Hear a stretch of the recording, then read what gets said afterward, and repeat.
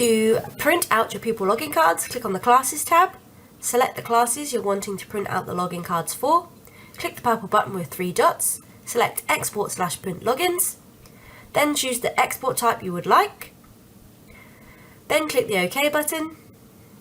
We'll be then generating a PDF. Open the PDF and you can see you've got the list of your pupil login cards.